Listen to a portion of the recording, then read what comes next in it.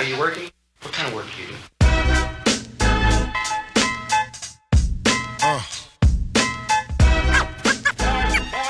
What is it you want to do?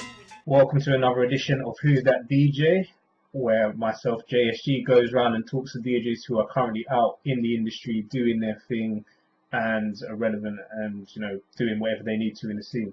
So today I have another DJ who's been in the scene for a long time doing his thing. So DJ Ceesix, what's happening, brother? It's good, man. All good, man. All good.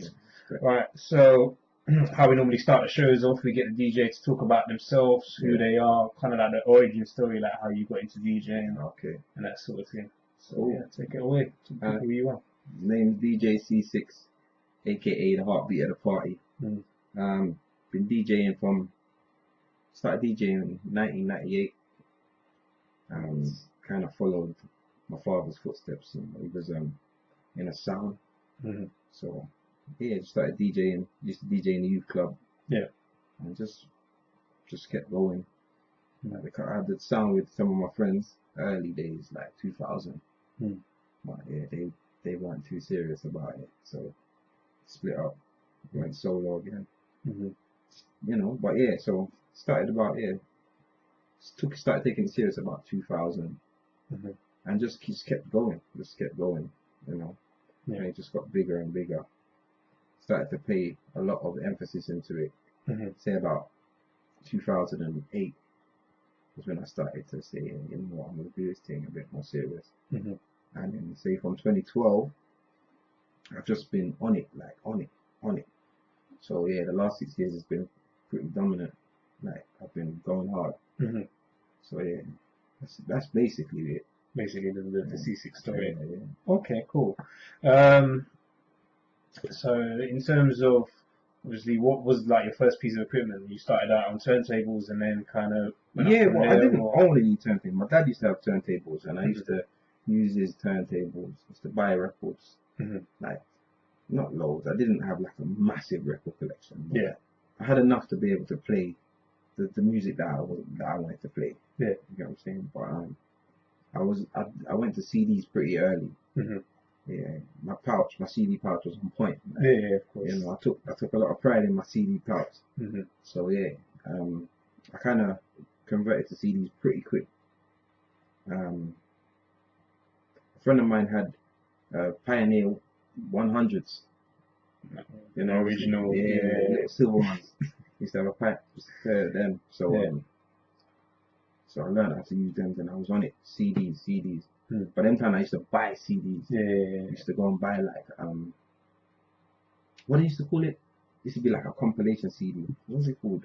Like an R&B and hip hop. Ah shit, I can't remember the name of it yet. But I used to go and buy that. Yeah. And I used to just make CDs to upload them onto my computer and download the track list. That you want, yeah. Yeah. Nah, I spent a lot of time on my CD part. So I did vinyl to start, but CDs, I went there pretty. I knew that's where it was going. Yeah. There was no point in trying to hang on to vinyl. I didn't hit like vinyl to me. Very much 80s and 90s. Yeah. So as I said, like about 2000 when I started really doing my thing. 1998 to 2000. Like, I know records were phasing out. Yeah. You couldn't buy as much records as you could get CDs. So I knew they were phasing out. I wasn't even trying to hang on to it. Yeah. So I kind of jumped quick, went onto CDs. So I would have a head start. Like I would know my pouch. Yeah. So the man that was not coming off of vinyl, start going clubs. They got no record decks. They just got CD players. Yeah. So they got CD players. What are you gonna do? Yeah, you get what I'm saying? So I was on it from early. Yeah, definitely CDs. I think I started probably about the same sort of era. So yeah, my CDs ridiculous. I still think that annoys me almost slightly is that I still find songs on my CD patch that aren't on my computer. Yeah, same thing.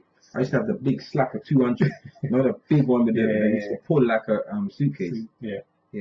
And I had it full. I used to have it double-sided, so it was it was heavy. But yeah, I had a lot of exclusives that I definitely don't have in my laptop. Still got them on CD. But I got them on CD somewhere in the attic. Okay, cool. So in terms of, obviously now I see you're doing comedy shows, you're broads, you're doing a lot at the moment. So is that, I suppose, what was kind of the start of that journey? Was it that just on you networking with different people? Was it more just like from the club scene and making that transition over? What was it for you? To be honest, I'm a club DJ. Mm-hmm. Like, I'm a club. I love the club. Yeah. Like, I love the club.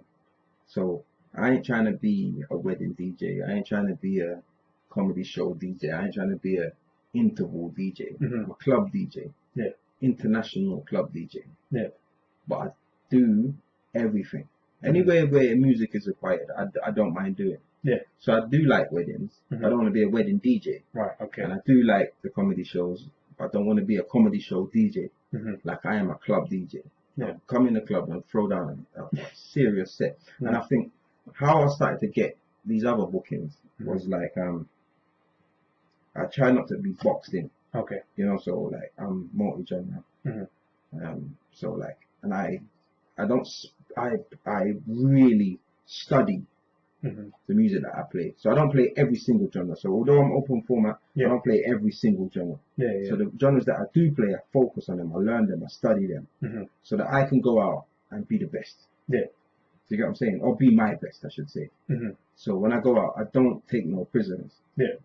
So if I'm doing a garage set, you're going to get a serious garage set. If I'm doing a bashment set, you're going to get a serious bashment set. And the music that I do decide to play, I can keep up with the best in that scene. Right, yeah. Do you get what I'm saying? So when I play bashment, like, I can play bashment as well as the bashment sound. Yeah, of course. And when I do my thing in hip hop and R&B, or I can do that just as well as those who specialize in that. Okay. Or there's no point in doing it. So Yeah, I don't specialize. I don't play soca because I can't do soca like the man them that do soca. Yeah. When you like see someone like QT2 Hype do soca, you just have to look and think, well, okay, I can't do soca. I can do generic soca. Yeah. House. I can't play house like Melody or Scholar T or Super D. I can't play house like them. So I can play generic house. So if I'm needed, I can do a thing. Yeah. You get what I'm saying? But in the genres you're interested in. So the ones that I'm interested in and the ones that I enjoy, I'll keep up with anyone. Okay, cool. So when you say you study, then what's studying look like for you? Is it more you're studying, I suppose, almost like what other DJs are playing, or you so like, for instance, where you go on YouTube and you might say you find one song and then it references like 5 other songs, and then we've been doing this thing before YouTube, So YouTube to me is it's not even music, in my opinion. I don't understand. Like, this is a visual. YouTube is a channel, is a TV channel. Like, you know what I'm saying? So I still haven't got that mentality that this is where music lives. Although it's where music stars are created on YouTube. But it's not how I look at music. Yeah. Me, when I say I study music, is I download everything.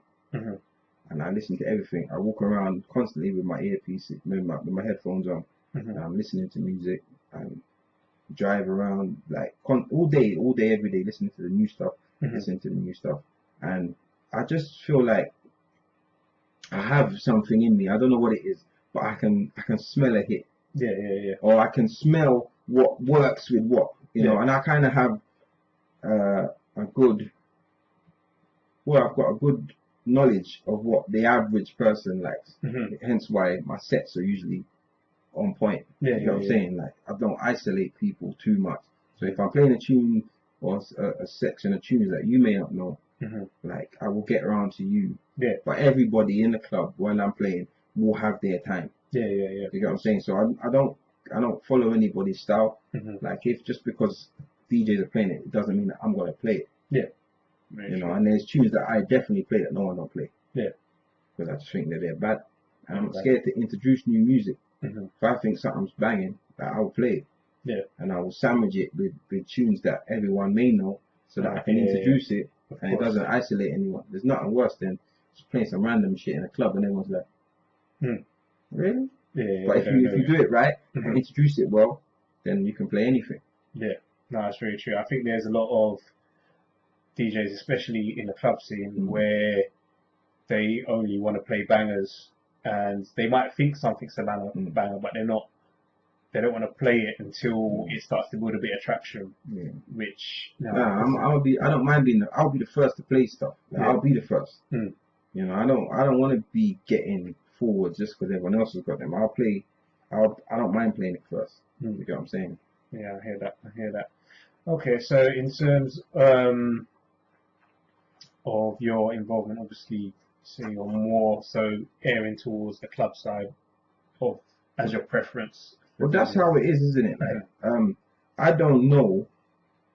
Like, when I got into DJing. Yeah. It's like when you're a kid and you play football. You like football, isn't it? You play it in the playground. You like it. Yeah. Then, when you start to get really good, and your dreams of being a footballer start to come true. Yeah. You want to be in the Premier League, innit? Yeah, of course. You want to just be. You don't want to just, I'm gonna make it, but I'm gonna play on Sundays. Just sit down the park. Yeah. If you had the choice, then go and play in the Premier League, and that's how I look at it. Like, to me, like nightclubs is where music is. Like, that is the pinnacle. Like big, like massive nightclubs, 2,000, 3,000, 5,000 ravers. Yeah. Like whatever, you go to places like Vegas and stuff, and they got like 10,000 people, or like different scenes have bigger, like like techno, and all of these places have like massive, like 50,000 rave, like just mad. We don't have that, but I don't like. I like seeing 100. I like seeing 1,000 people plus. I love that. Yeah, I love moving 1,000 people. You don't get that in a wedding. You don't get that in a comedy show. You don't get that just playing background music. I like to move like thousands of people. That's my thing. Okay, cool. You know what I mean? So, yeah. All right. So not knocking anyone that wants to be a wedding DJ. That's your thing, but my thing. There's pros and cons in each scenario. But cool. That actually kind of takes me on to kind of my next area that I want to talk to you about. So in terms of the club scene at the moment, a lot of the DJs that I've spoken to previously have mentioned that obviously we're struggling at the moment to keep places are closing down all the time due to licensing or police issues and stuff like that. So is that kind of one of the reasons why you decided to go international, or international was just always your thing anyway? Well, you get recognized. Like, to me, again, I'm open for stuff. I didn't just decide to go international. Like, how did you decide to do that? Yeah. People have to holler at you, like people, you have to create noise. Yeah. Your name has to start ringing bells for people to want you. Yeah. So, the guys who do the excursions from England to abroad, they want you on there because your name attracts people and people will come with them. Yeah. People from abroad, if your name is ringing enough bells, people abroad will hear about you, and then they will request you. Yeah. So when you get requested, you go. Yeah. And when you go and shut it down, and then you create new fans. Yeah. So, I didn't decide that I want to be a club DJ, and I didn't decide I want to go do all this international work. I just went out and did my best. So and people cottoned onto it and started hollering at me. You get what I'm saying? And then you get better, and you start being exposed to more people. So when you do get the 1,000 people, if you do a bloody good job, that's 1,000 people that say, "Right, that guy was on point." They tell their friends. You don't know who's in the crowd. Like, who is in the crowd? There's promoters in the crowd. There's cousins of promoters. There's husbands of promoters. There's wives of promoters. Like, that will see you, hear about you, follow you, that message you, or come up to you, and next minute opportunities are coming. So, I didn't decide anything. It's kind of, I've just been working hard and on point, and this is the fruits of my labor. I hear that. I get that fully. So in terms of that now, you are not only you obviously doing parties and stuff for other people, you also started now your own events as well. Yeah, I've been doing events for a while. Like, I've been throwing events for a while. I think my first event I threw was in, say, 2005. Okay. So it was really small. Like, a few of my friends, we got together and did it. Yeah. I used to have a residency promotion in Streatham, Blue Ice, Monsignor Bar. Yeah. I think it's Hideaway now. Yeah. So I used to do something in there every Friday. I've had a few, but you know, I have ideas. Yeah. And I because I'm out in the clubs, and I'm not just in this urban scene or whatever scene you want to call it. I'm in a few different scenes. I play in the West End. I play, as I say, international, nationally. I play all over the place, and I see different parties and different things happening in different places, and I'm like, so maybe if I took a bit from there and a bit from there, and then, you know, added this to it, like this event would be sick. Yeah. And because like, so for me, I have to make it. I have to do it myself, or I'll never see it happen. So I have these ideas and I just put them together, and then that's why I do my own events. Okay, cool. So I know one of the events that you're working on currently is the Silent Disco. Yeah, Showdown. Silent Disco Showdown. Yeah. So just talk to me about, you know, the idea behind that event and the whole purpose of it for you. Well, I played that one. I played that one. I do a West End residency, and 1 week I was in there, and they were like, okay, we're doing a silent disco, and you're going to be playing, and so I was like, all right, cool. Yeah. And then, but we've got another DJ here as well, and he's going to be playing. So I'm like, what? Yeah, I didn't get it. Yeah. So we were both playing, and so I'm playing on channel 1, he's playing on channel 2, but you can see who's listening to what. Right. Yeah. So I'm like, wow. I need everyone to be listening to me. That's just my competitive spirit. I have that in me. So I'm like, all right, cool. So I'm just playing. I'm just going hard. And like, I'm watching him, watching the crowd. And I'm like, wow, there's more people on my channel. I need to keep them. So I'm doing my thing. I need to keep them. And I'm just juggling and doing my thing. I'm on the mic and I'm getting everyone hyped. And he ain't got the same drive as me. He's not like, he's just doing his thing. But I'm trying to keep them. So I'm like, wow. Then I watched some girl in the crowd. She was listening to what I was playing. She was like, ah. And the girl next to her was listening to what he was playing, but she looked at her reaction and just switched over her headphones. I'm like, nah, this is sick. I want to do this. And then I just thought about how I can bring it to us, like our scene, or, you know, and then just, you know, so I hollered at Fiona Hall, she's my business partner. And we sat down and we just come up with the idea. You know what I'm saying? So and the rest is history. It started off really small, and it's just grown. Like each event, it's just grown and grown and grown and grown. That's enough. It is nice enough. And for you to have it where you're having it for the next one is like, I can see obviously the growth of where it is to where it's gone now. Like it's lit. Like everyone comes, has fun. You know, like I've invited the whole scene. Like I've booked loads of people for it. You know, because I have like teams. There's teams of each team. Like there's a team of 5. Like my team is the red team. Fiona's team is the blue team. We like pick DJs, and every episode we have like 5 DJs. So we've gone through like just everyone, and then we pick the names out of the hat. And they clash each other. It's not a real clash. It's not like a one-on-one. You know what I'm playing. It's just playing at the same time. But if you've got that competitive drive, you want to keep everyone listening to you. So, and that's what we've been doing. So. Okay, cool. So just obviously with that being there, obviously the question I had for you is at the end of each round is like almost like a winner. For round. So how is that calculated? Is it just by purely there, or have you got like a monitor to show you? It's visual. Okay. Like we have a host, a referee, and like their job is to look in the crowd and just look at reactions and see what headphones are like to what color, and then you can, you know.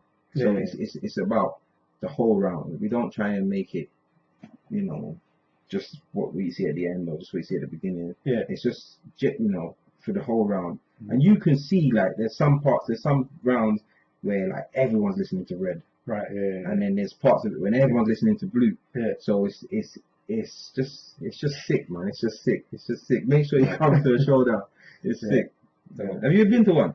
I've DJ'd at one. Yeah. No, you've been to one of my I ones. haven't been to one of your ones, but You're I'm gonna, joking yourself, man. when I'm not booked, I'll definitely come down and check it out. Yeah. Car, yeah, I definitely know they're fun. Yeah. DJ'd at one myself, and I Yeah. can see, like, yeah, you really got that competitive nature comes out in you. You're like, right, my man's playing something, so let me switch it up and play something and get people back on my channel. So yeah, it's definitely a vibe.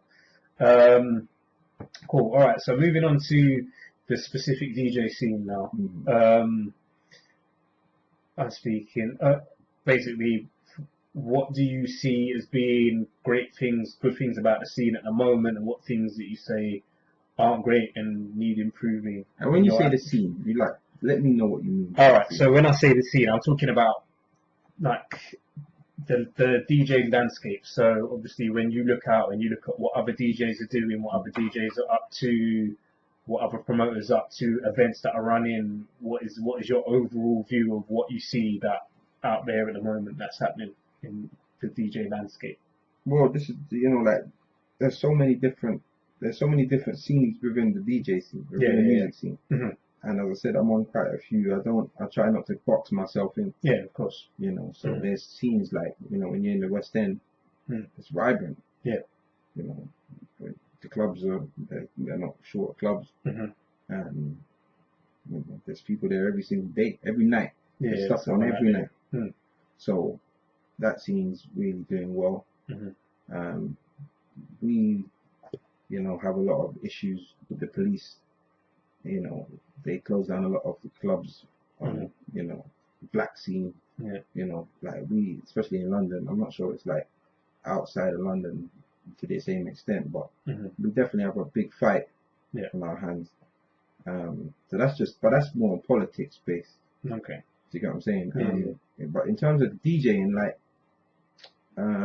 I think it's pretty healthy, to be honest. I think it's healthy. We've got a lot of young talent coming through. Like there's some hot young DJs that are doing their thing. I think it's all right, to be honest. It's as much as the clubs are shutting down, but there's still raves on every single weekend. The problem is we're having to rave in smaller places. So we're like, I said I want to do the 1,000 people. We're having to do 100 people because that's the biggest venue we can get. But there's no short of events on every single week. Do you know what I mean? So there's always work. Like I haven't had a weekend off in a couple years. Do you get what I'm saying? Like, so there's a lot of work. Of course. Okay. Is there anything that you think could be done better apart from necessarily the venue out? Like, give you an example. Gods and Conspiracy, they both had similar issues around some of the promoters having like better working relationships with some of the promoters that are out there at the moment. I feel like DJs, there should be I feel like if there was a DJ union, then we can demand more money. I feel like DJs need to be able to stick to a price. Like I'm pretty stern with my price because I'm not sure of.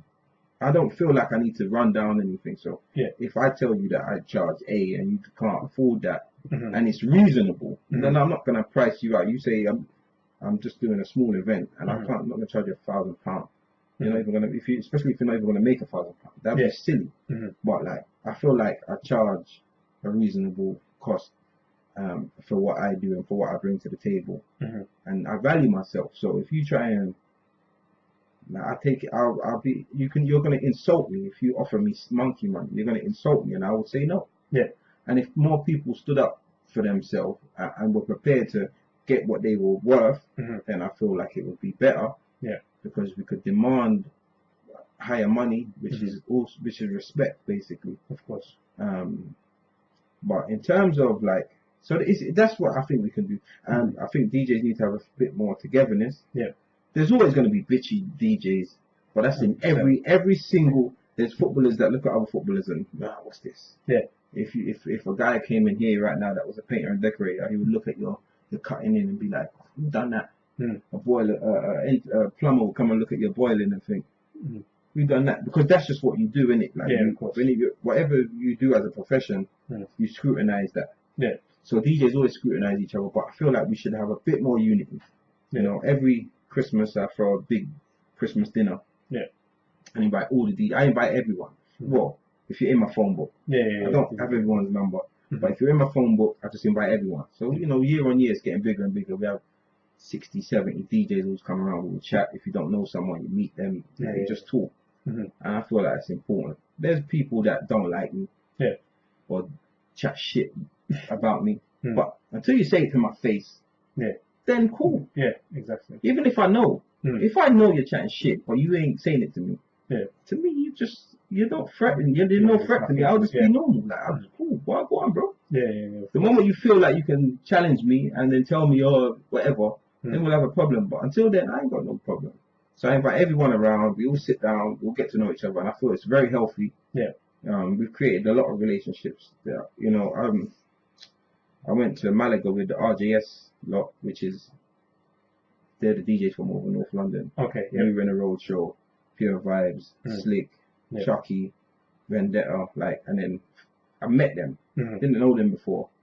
So it was all good. Made friends. And then when I had my Christmas dinner, I invited them over to South. And then they've met. So now it's like people like Vendetta and Pure Vibes and stuff, they're like proper intertwined with the South DJs. Like they know each other, they're on each other's bookings. And like, I'm not taking full credit for it, but I know that they met each other at that dinner. And I think that's the beauty of it. So all the DJs that snub my dinner, because I invite them, you know, and nothing don't come, but you keep snubbing it, man. It is what it is, man. At least you're trying to do something positive for your circle. That's for the scene. That's because I love it. Like I genuinely love it. Like, it's mad. Like I love it. Like, togetherness is definitely something that needs to be improved on. I think any DJ that I've spoken to, they always kind of mentioned about there's always been kind of an issue with togetherness, or they're just like, they don't really know each other to be like, let's sit down and talk. I'm not gonna shake off any DJ's hand. If you're doing this thing and you love it, we're cool. So I see them and I hit them up. If I'm in a club and there's a DJ before me or after me or whatever, I always ask them their name and big them up. Like, that's just what I do. I think that's how almost we met when we did that party. Cool. Alright then. Alright, so that's more the DJing stuff. So what are you listening to? What is Ceesix listening to at the moment? So I mentioned obviously J. Cole's album recently dropped, Cardi B's album recently dropped, but apart from when you're DJing, what is it that you listen to? So I'm a reggae man, you know? Like reggae, I listen to reggae music. Like if I'm switching off, obviously I told you at the beginning, like I listen to anything I download is what I listen to. So I could go the whole day listening to Cardi B's album and then J. Cole's album and then, you know, Kendrick's album, new Kanye joint. I should be listening to all sorts that have come out. A lot of the UK stuff is banging at the moment, so I listen to a lot of that. And then there's days when I just listen to reggae and dancehall, because when you get your rhythms, I listen to the whole rhythm. Every piece. I don't snub it. I'm not like, oh, I only want to hear the cartel. I listen to everything. So even the small guys, they get a chance. And then so there'll be days where I just listen to just different bashment. But when I'm just trying to chill out and I'm just mellowing out, like reggae, man. That's my thing, man. Chronics, Bugle, Busy, Assassin, like I just like reggae, man. That's my thing. That's what I come up on. Fair enough. Alright, cool. So this is the part on the challenge, the part in the show where I give every DJ a challenge. Now, funnily enough, I got this idea from the comedy show I saw you at last time, where Kat gave you those the slow jam thing. Was you there? Yeah, I was there sitting in the crowd. Okay. So you tried it. All right. So I'm gonna, as you know, the format. I give you 3 scenarios, and for each scenario, you pick a track. Okay. Any genre. Any genre. All right. Cool. It's open. All right. So scenario 1. Let's say you have the annual dinner thing. You're in charge of the background music that's playing. Okay. It's not really my thing, you know. I don't do background music. I'm playing. All right. So at the dinner, obviously, what is kind of like actually for the first one, switch up a little bit. What kind of what genre of music's normally would you say you would have playing in the background? So it's like it's not so loud that people can't talk to each other without shouting, but there's tunes in the background. I always think it, Hmm. like, I think that R&B is the best filler background music, best warm up music, the best warm down music. I think like real R&B is sick. Yeah. Like it's just mellow, it's nice. The ladies love it. Keeps people calm. You know what I mean? It's got a nice beat. You can, that like.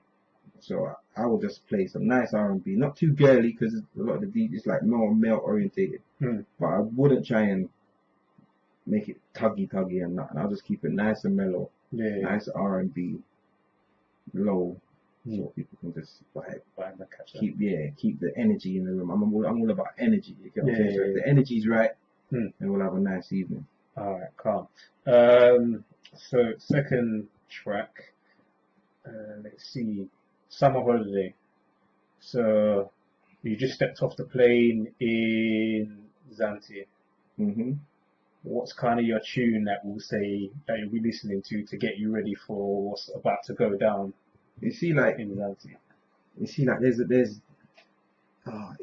a tune for me to listen to or a tune for me to play to people? Tune for you to listen to this scenario. Okay, something like that. I'll be like, I might listen to Ding Dong Holiday. That always gets me. Like especially when I'm on holiday in the sun. I play it all the time when I'm abroad. Like that, the tune's sick. There's that, or what else would I play?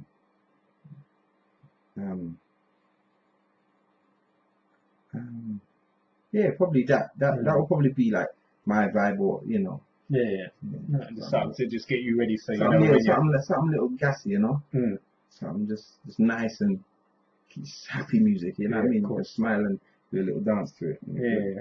All right, cool. So last tune, you are just finishing up a set. You know, you just finished like the hype set, but obviously the DJ that's coming after you is going to be the last DJ for the night.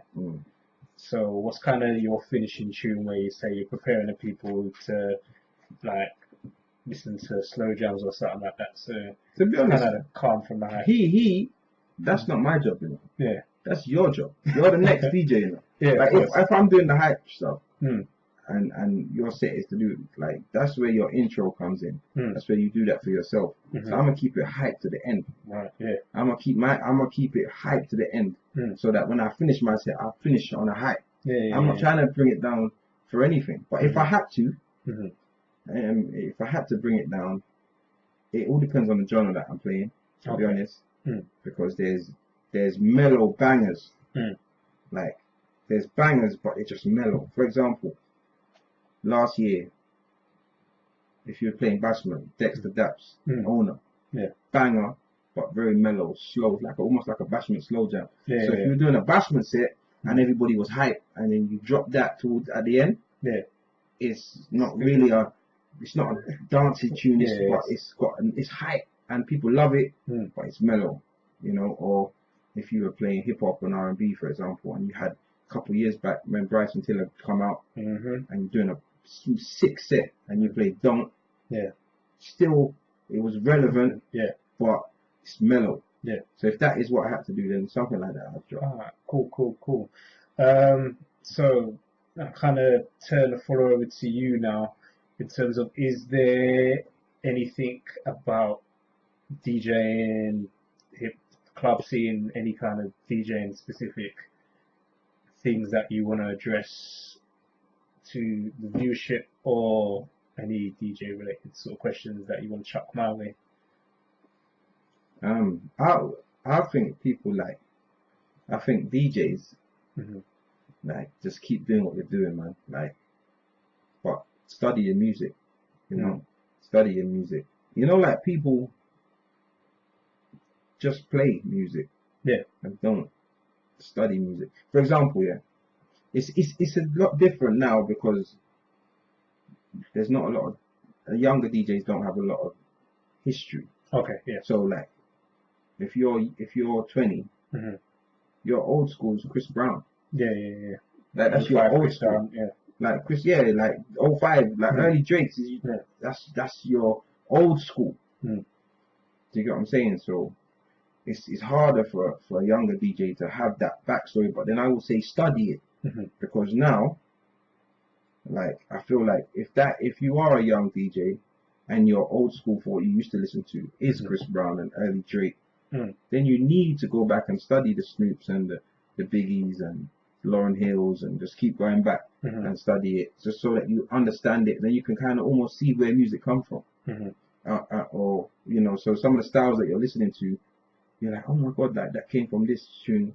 And you can kind of learn, start learning where samples come from, all that. Yeah, you can just have a better understanding of the journey of the music, and then therefore when you do play old school, you're not playing what someone told you to play. You're playing what you know. Yeah. Do you get what I'm saying? Big difference there. So, like, I'm an 80s baby, so I know 90s music. That's what I was listening to. But there's tunes that I wasn't raving to. Yeah. I wasn't doing anything like that when.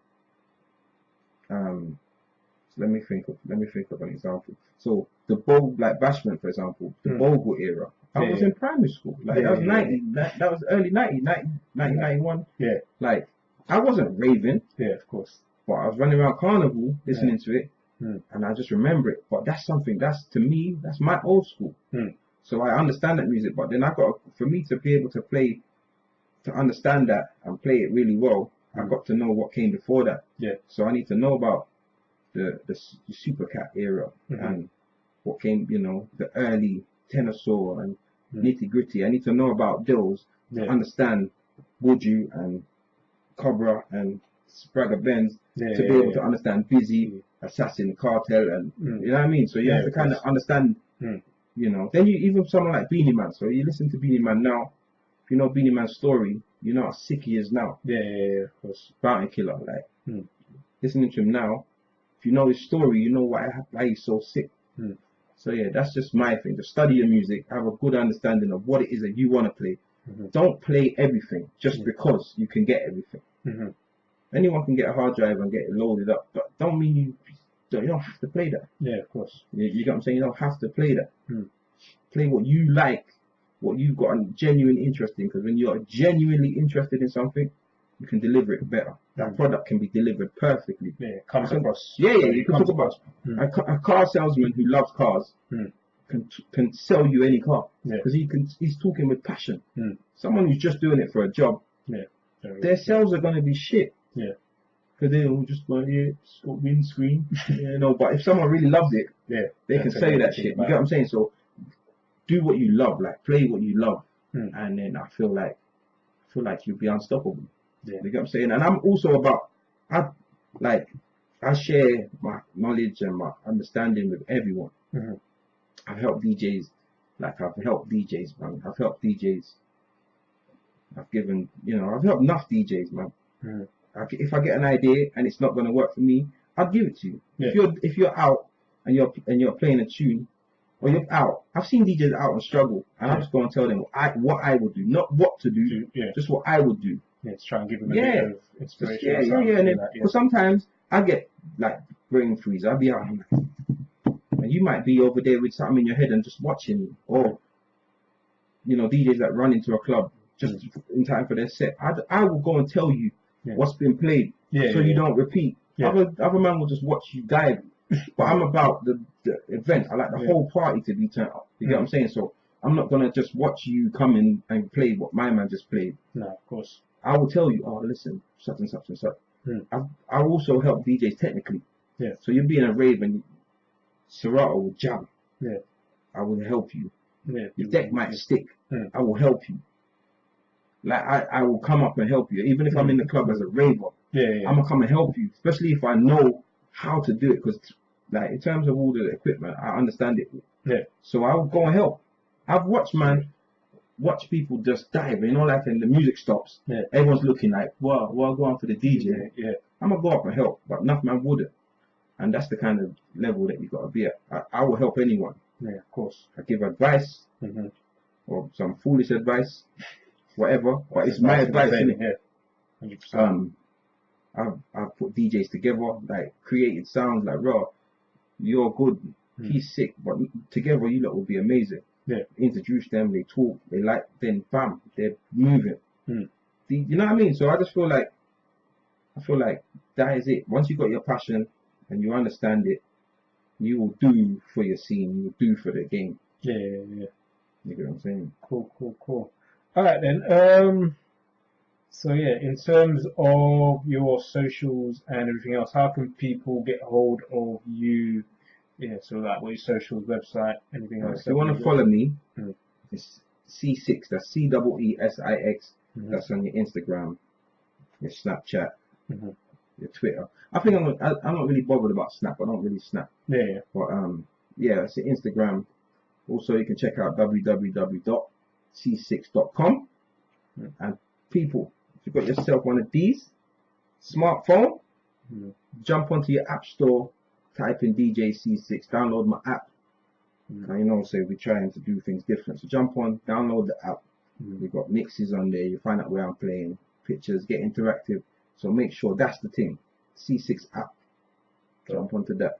So not much DJs with their apps at the moment, but Man like Celebrity Super's got his app. yeah. And me, I don't know any other DJ. I know what Super's got his and I got mine. Decent. So yeah, jump on, get the app.